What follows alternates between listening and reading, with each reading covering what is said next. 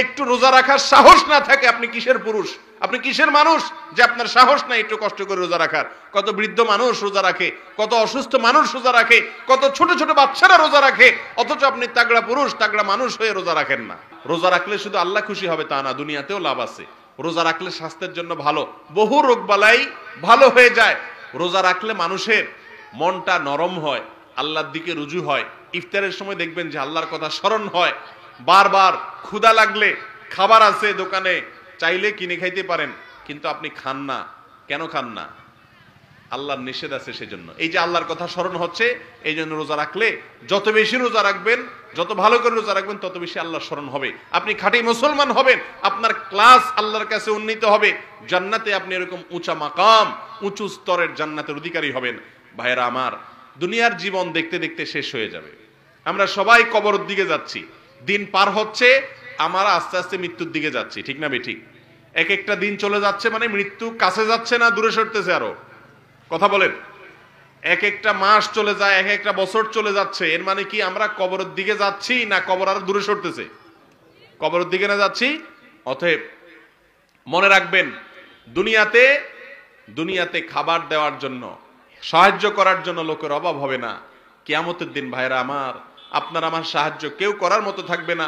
ইয়াউমা লা ইয়ানফাউ মালুন ওয়ালা বানুন ইল্লা মান আতাল্লাহ বিকলবিন সালিম।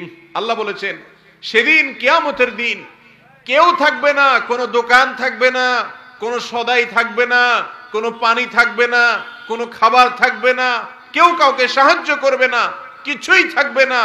হাজার হাজার বছর মানুষ অপেক্ষা করতে থাকবে ক্ষুধার তাড়নায়, কষ্টে।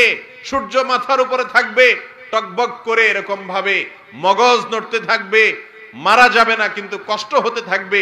সেই দিন আল্লাহ বলেছেন লা ইয়ানফাউ মালুন ওয়ালা বানুন। ও মানুষ, দুনিয়াতে যে সম্পদ আমার, সন্ততি আমার, সন্তান আমার আমার করে এরকম বড় গলায় হাঁকাইছো, কিয়ামতের দিন এগুলোর কোনোটা কাজে আসবে না, কিছুই থাকবে না। ইল্লা মান আতাল্লাহ বিকলবিন সালিম। কিন্তু যে ব্যক্তি আল্লাহর গোলামি করে দুনিয়া থেকে গেছে, আল্লাহকে খুশি করে গেছে, নিজেকে আল্লাহর অনুগত করে দিছে, কিয়ামতের দিন আল্লাহ তাকে হাউজে কাউসারের পানি পান করাবে, যেই পানি পান করানোর পরে আর কখনো পিপাসার্থ হবে না। জান্নাতের নিয়ামত ভোগ করাবেন, যেই নিয়ামত ভোগ করার পর দুনিয়ার সমস্ত কষ্ট সে ভুলে যাবে।